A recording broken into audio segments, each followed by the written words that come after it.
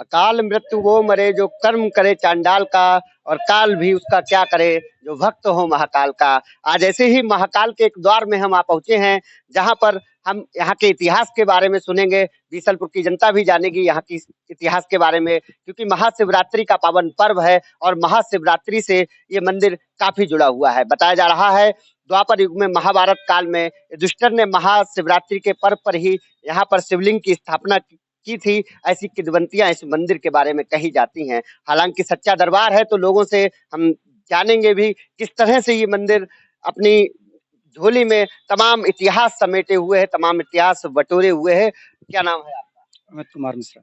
भैया कब से मंदिर में आते हैं? जी, मुझको 5 साल लगभग हो गए। मंदिर के बारे में क्या कुछ जानते हैं? जी, मंदिर के बारे में जानकारी ये है कि ये महाभारत काल से स्थापित शिवलिंग है और यहाँ पे बीसलपुर के लोगों की बहुत बड़ी आस्था है। और मुझे 5 साल में बहुत बड़ा लाभ हुआ है। मैं प्रतिदिन यहाँ आता हूँ। धन्यवाद। क्या नाम? हम गणेश मिश्रा हैं, हम यहीं सेवक हैं। यहाँ की जो है अपनी ऐतिहासिक धरोहर है। पुश्तैनी मंदिर है, यहाँ पे काफ़ी लोगों की संख्या में भीड़ होती है, श्रद्धालु लोग आते हैं। पांडवों द्वारा बाबा की स्थापना की गई थी, फिर बाबा की स्थापना करके फिर वो आगे बढ़े थे। हाँ जी। इस मंदिर में कौन कौन से भगवान की मूर्तियां हैं, कितने द्वार हैं, क्या इसका इतिहास? यहाँ का इतिहास तो पांडवकालीन है। मंदिर में बजरंगबली महाराज की मूर्ति, राधा कृष्ण जी की है, माँ दुर्गा की है, काल भैरव जी की है, ब्रह्मदेव जी भी स्थापित है। यहाँ प्राचीन स्थल है और आस्था का परम केंद्र है। मंदिर के इतिहास की? मैं सूर्य प्रकाश मिश्रा और लकी। मंदिर का ये है कि जैसे ये पांडव राज से लगातार चलता आया है, उन्होंने इसकी युधिष्ठिर ने स्थापना की थी और हम लगभग यहाँ से 20 सालों से जुड़े हुए हैं। लगभग 20 सालों से हम यहाँ पर सेवा का भाव लेकर के आते हैं और मैंने जो भी यहाँ से मांगा है आज तक मुझे प्राप्त हुआ है। और हम लोगों ने यहाँ पर एक व्यवस्था शुरू की है कि महीने का जो प्रथम सोमवार होगा उसको हम लोग भस्म आरती का आयोजन करते हैं यहाँ पर। कल महाशिवरात्रि का पर्व है और सभी लोग यहाँ पर आते हैं। सुबह हम लोग 4 बजे भस्म आरती करते हैं, जैसे महाकाल में उज्जैन में भस्म आरती होती है, और हम भी वहीं प्रयास करते हैं कि बाबा को उसी तरह से हम मनाएं। हमारे पूरे सभी लोग हैं जो सहयोग में रहते हैं और मुझे ये मौका मिला है, श्रीमान धर्मेंद्र पुरी जी ने इस मौका मुझे ये दिया है कि मैं यहाँ पर पांडित्य कर्म करूं और यहाँ पर जितने भी भक्त आते हैं उनका सुबह हम लोग पहले रुद्राभिषेक करते हैं, पूरी विधि विधान से रुद्राभिषेक, और उसके बाद धर्मेंद्र पुरी जी के द्वारा क्या नाम भस्म आरती की जाती है। काफी संख्या में लोग हमसे जुड़ रहे हैं अब।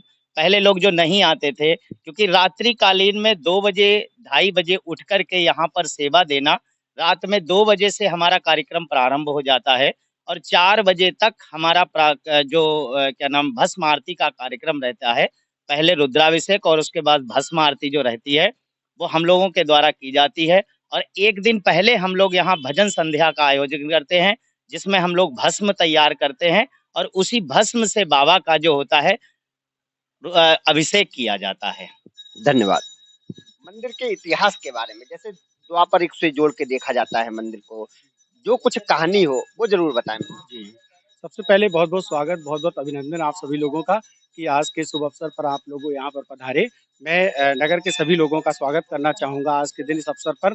जैसा कि भैया ने प्रश्न किया है, सवाल किया है यहाँ के इतिहास के बारे में, निस्संदेह ही मंदिर का इतिहास अति प्राचीन, बहुत ही पुरातन है। जैसा कि माना जाता है कि पांडवकालीन इतिहास यहाँ का है। जैसे पांडवों ने एक सीरीज़ के तहत गोमती जो उद्गम स्थल है, वहाँ से लेकर के उसके बेल्ट में किनारे-किनारे जितने भी मंदिर स्थापित किए, शिवलिंग स्थापित किए, उन्हीं में से एक शिवलिंग बाबा गुलेश्वर नाथ जी का भी है। ऐसा माना जाता है हमारे ऋषियों ने, और जितने भी यहाँ पर साधु संत और पुरातन जो भी लोग थे, उनके माध्यम से जो जानकारी हमने एकत्र की है, वो ये कहती है कि जो हमारा जो बाबा गुलेश्वर नाथ जी का शिवलिंग है, लगभग 5000 वर्ष पुराना है, क्योंकि महाभारत काल को भी लगभग 5000 वर्ष हो चुके हैं।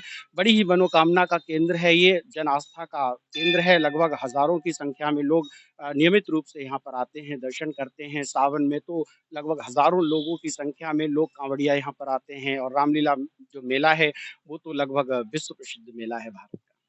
यहाँ के मंदिर की यदि बात की जाए, जैसे कि मैंने कुछ किंवदंतियां पढ़ रखी हैं मंदिर के बारे में। कहते हैं कि पांडव यहाँ पर एक मिट्टी की शिवलिंग बना कर गए थे और वो आज तक चल रही है। दूसरी भी बातें यहाँ पर कही जाती हैं कि परिवार के साथ पांडव यहाँ पर पहुंचे थे। महाशिवरात्रि, क्योंकि कल महाशिवरात्रि है, ऐसा कहा जाता है कि महाशिवरात्रि वाले दिन ही यहाँ पर शिवलिंग की स्थापना की थी। जी, बिल्कुल आप उचित कहते हैं क्योंकि महाशिवरात्रि तो वैसे ही अपने आप में पतित पावन पर्व है, महापर्व है और ऐसा माना भी जाता है कि शिवरात्रि के महापर्व पर ही जो दक्षिणमुखी शिवलिंग है बाबा की वो स्थापित की गई थी युधिष्ठिर के द्वारा और सपरिवार उन्होंने ये शुभ अवसर अपना जो श्रद्धा भाव था वो व्यक्त किया था शिवलिंग को स्थापित करते हुए।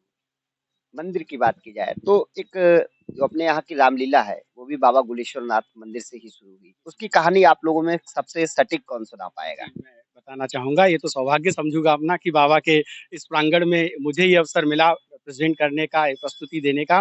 दरअसल ऐसा माना जाता है कि सबसे पहले तो मंदिर तो प्राचीन है ही, लगभग 5000 वर्ष पुराना। ऐसा माना जाता है कि यहाँ पर अयोध्या से साधु-संत लोग आया करते थे, राम कथा कहा करते थे और उस समय यहाँ पर चारों तरफ सिर्फ़ और सिर्फ़ जंगल ही जंगल था। यहाँ पर जो चरवाहे थे, जो ग्वाले थे, वो अपनी गायों को चराया करते थे, तो राम कथा सुना करते थे। उस राम कथा के दौरान उन चरवाहों में, उन गालों में एक प्रकार से एक भावना, एक धार्मिक भाव क्रिएट हुआ, रस उनके अंदर पैदा हुआ कि क्यों ना राम कथा को बाकायदा सजीव उसके एक एक्ट के रूप में किया जाए, सजीव मंचन किया जाए। धीरे-धीरे उन चरवाहों ने, उन साधु संतों की मदद से, उन आचार्यों की मदद से एक छोटी-सी रामलीला स्वयं एक छोटे से स्तर पर खेलना शुरू की। धीरे-धीरे नगर के लोगों में वो बात प्रचलित हुई और फिर नगर के बहुत से लोग विद्वान लोग आगे आए, बहुत से परिवारों ने अपना-अपना सहयोग किया, किसी ने धन से, किसी ने तन से, किसी ने मन से और छोटे-छोटे अलग-अलग वस्त्रों के रूप में लोगों ने व्यवस्थाएँ की और धीरे-धीरे जो रामलीला मेला था उसकी शुरुआत हो गई। लगभग 1847 से पहले इसकी शुरुआत हो गई थी। लेकिन जो मूर्त रूप पूरी तरह से कमेटी का गठन होना लगभग 1947 जब भारत आज़ाद हुआ, उसके बाद ये सारा जो प्रोसीजर था वो अपनाया गया और जो यहाँ की बीसलपुर की जनता थी उसने बड़े ही मनोयोग से और सनातन धर्म की एक भावना के साथ इस सुंदर रमणीक रामलीला की प्रस्तुति शुरू की।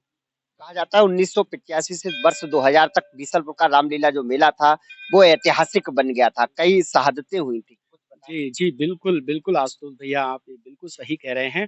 जैसा कि माना जाता है कि हमारे यहाँ लगभग 87 के आसपास की बात है, जो कल्लूमल जी जो रावण का अभिनय किया करते थे, लगभग शनिवार का दिन था, रावण का अभिनय ही कर रहे थे, दशहरा का दिन था। इवन जो डीएम और जो एसडीएम थे, वो भी उस समय मौजूद थे और जैसे ही रावण वध का मंचन किया गया, उन्होंने अपने प्राण त्याग दिए थे और इस ऐतिहासिक घटना को जो प्रमाण है वो वहाँ पर बनी हुई जो उनका स्टैच्यू है, उनका जो मूर्ति है, उनका जो विग्रह है वो ये बताता है कि किस तरह से यहाँ पर इस तरह की शहादत, इस तरह की जो मंचन हुआ, वास्तविक मंचन हुआ। ऐसा माना जाता है कि भगवान राम के द्वारा ही उनको अपने स्थान पर बुलाया गया। धन्यवाद। मेरा नाम तिलक प्रिय गोस्वामी जी है। शिव मंदिर के बारे में क्या कुछ बताएं? अभी हमारे भतीजे राम सब कुछ बता दिया, अब हमारे बताने को मेरा नाम सुमित सैनी है। जैसा कि सबने अभी वर्णन किया है, मंदिर का इतिहास बताया है, मैं उसी के साथ एक चीज ऐड करना चाहूंगा जो हमारी यूथ के लिए है कि केवल एक धर्म, एक परंपरा जो हमारा सनातन धर्म इतना वैदिक कालीन है, इतना साइंटिफिक है, तो उससे हम जुड़ करके जो इस तरह के हमारे त्योहार हैं उसमें हम अपने मंदिरों में जाएं, अपने वेद ग्रंथों को पढ़ें, उनका जो उनके अंदर धरोहर छुपी हुई है उसको हम बाहर निकालें। और मंदिर का इतिहास जिस तरह सब लोगों ने वर्णन किया, मंदिर एक बहुत पुरातन संस्कृति को अपने अंदर बटोरे हुए है। धन्यवाद। आपको याद होगा यूरोपीय देशों पर संकट की बात हमारे पंचांग ने पहले ही बता दी थी। काफी फोटो वायरल हो रहा है, आपने देखा होगा। जी, बीसलपुर के शिव मंदिर, यहाँ पर 3 मुख्य मंदिर भी हैं। जैसे कि यहाँ पर भगवान विष्णु का मंदिर है, इधर संतोषी माता का मंदिर है, इधर भगवान शिव का मंदिर है। तो वर्णन करेंगे क्या प्रत्येक मंदिर का? हाँ जी, ये शिव मंदिर है। यहाँ पर शिव जी की पूजा होती है। शिव जी की पूजा का सावन में विशेष महत्व होता है। ठीक है, लोग आस्था से यहाँ जुड़े हुए हैं और भगवान विष्णु की पूजा तब होती है जब मल मास होता है। बहुत भीड़ यहाँ पर इकट्ठी होती है। भगवान विष्णु को ही उस समय पूजा जाता है और जब भगवान का शयन हो जाता है और जब से लेकर के देवउठानी एकादशी जब तक नहीं होती है, तब तक लगातार यहाँ पर भक्त जो हैं भगवान की पूजा करने के लिए आते हैं, विष्णु भगवान की। और माता संतोषी का मंदिर है। ये बहुत ही पुराना है। लोग आज से कम 30-35 साल पहले संतोषी माता का व्रत, एक ऐसा व्रत हुआ करता था जो शायद सभी घरों में महिलाएं उस व्रत को रखती थीं, और उस समय का ये प्राचीन मंदिर है। इसीलिए यहाँ पर संतोषी माता का भी बड़ा महत्व है, और लोग यहाँ पर प्रत्येक शुक्रवार को माता से अपनी मन्नत मांगने के लिए आते हैं। देखिए, जहाँ पर लोगों की आस्था पूरी होती है, लोगों की मन्नत पूरी होती है, वहां पर व्यक्ति बहुत सारी मतलब जैसे जनसंख्या में वहां पर पहुंच जाते हैं। और इसी तरह से ये मंदिर जो है, यहाँ पर अपने बहुत सारे भक्तों का आस्था का सैलाब यहाँ पर उमड़ता है। सावन के महीने में प्रत्येक दिन सुबह से लेकर के शाम तक आपको मंदिर में दर्शन करना, एक लाइन के रूप में, एक सदस्य के रूप में भगवान के दर्शन मिलते हैं। बहुत कठिन हो जाता है, हम लोग जैसे लगातार आते रहते हैं तो उसमें उस समय की बात है कि हम लोग भगवान के दर्शन को तरस जाते हैं। इतने यहाँ पर कांवड़िया आते हैं। मैंने भी करीब यहाँ पर 27 से 28 कांवड़े चढ़ाई हुई हैं। इसलिए तो यहाँ पर जो सावन का मेला होता है वो शायद हमारे पीलीभीत डिस्ट्रिक्ट का सबसे अच्छा मेला होता है। धन्यवाद।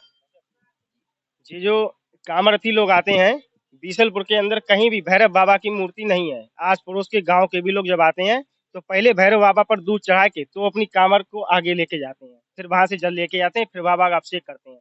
भैरव बाबा जो यहाँ पे है वो कहीं भी नहीं है बीसलपुर के अंदर। धन्यवाद। मैं आपसे पूछना चाहूंगा, बीसलपुर के इस बाबा गुलेश्वर नाथ शिव मंदिर में किस किस पर्व पर भारी भीड़ एकत्रित होती सावन के पर्व पर, महाशिवरात्रि के पर्व पर, देवोत्थानी एकादशी पर, प्रदोष पर, जन्माष्टमी पर, नवरात्रियों पर विशेष भीड़ होती है। है? आपसे अब मेरा एक अंतिम सवाल ये रहेगा, विकास की बात की जाए। देखिए, मैं हमेशा विकास के मुद्दों पर अवश्य बात करता हूँ। जिस दर से मंदिर की प्रतिष्ठा समाज में है, उस दर से मंदिर का विकास क्यों नहीं हो पाता है? क्योंकि दो चीजें हैं, एक हमारा बड़ा देवी मंदिर, आज यदि बात विकास की जाए, अछूता है। बाबा गुलेश्वर नाथ शिव मंदिर पूरे शहर का प्रतिष्ठित मंदिर है, लेकिन विकास की वो दर मंदिर में भी नहीं है। क्यों ऐसा है? जी, बिल्कुल आशुतोष जी, आपने सही सवाल किया है। रही बात विकास की, तो समय के साथ-साथ विकास हो भी रहा है। जैसा कि आप देखते हैं, पहले एक बिल्कुल साधारण-सा मंदिर था, आज भक्तों की भावना के साथ-साथ बहुत से भक्त यहाँ पर आगे आते हैं। जनप्रतिनिधियों ने जो जो भी सहयोग किया है, उससे, जैसे मेनका गांधी जी के सहयोग से मंदिर का पूरा जो प्रांगण था, बाउंड्री वॉल बनी थी, मेन गेट बना है। अभी-अभी जो डॉक्टर गर्ग जी की तरफ से बड़ी अच्छी व्यवस्था की गई है, मार्बल लगवाया गया है, और आगे भी उम्मीद करते हैं कि बहुत अच्छा विकास शीघ्र अतिशीघ्र होगा। धन्यवाद।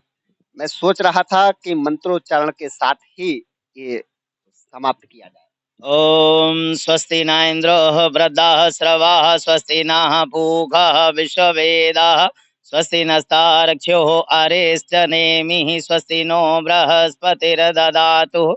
ओम पयः पृथिव्यां पयोषधीषु पयोः, दिव्यन्तरिक्षे पयोदा पयः, स्वतिः प्रदिशः सन्तु मह्यमः। ओम विष्णोरराटिमसि विष्णोः सन्नप्तस्थो विष्णोः स्योरसि विष्णो ध्रुवोऽसि वैष्णवमसि विष्णवे त्वा। ओम अगनिर्देवतः वतो देवतः, सूर्यो देवतः, चंद्रमा देवतः, वसो देवतः, रुद्रा देवतः, आदित्या देवतः, मरुतो देवतः, बृहस्पतिर्देवतेन्द्रो देवतः।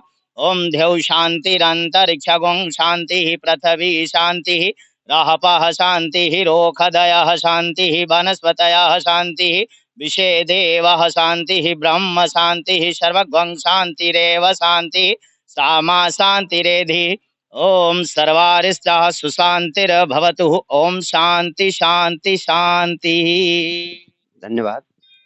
कहते हैं, आकाशाय तारिकालिंगम पातालम वटकेशवम मृत्युलोके महाकालम त्रिलिंगम नमस्ते। तो आज हम महाकाल के उस पावन बगीचे में मौजूद थे। तमाम लोगों से हमने बात की, बहुत अच्छी विचार विमर्श हुई, काफी चर्चा हुई। और इसी तरह आप हमारे चैनल को देखते रहिए। बीसलपुर से या पीलीभीत से जुड़ी एक एक छोटी से छोटी अपडेट हम आप तक पहुंचाते रहेंगे। हाँ, आपको एक बात और बतानी थी कि आज शाम 2 बजे से यहाँ पर भस्म आरती शुरू हो जाएगी, और यहाँ पर रुद्राभिषेक विशेष का भी प्रोग्राम शुरू हो जाएगा। कल सुबह प्रातः कह लीजिए, मंगलवार सुबह प्रातः कह दीजिए, सोमवार देर शाम से ही यहाँ पर तैयारियां आज पूरी रात चलेंगी और भव्य तैयारियां रहेंगी। कैमरा सहयोगी शरद कुमार दुबे के साथ आशुतोष मिश्रा, यूपी अपडेट पीलीभीत।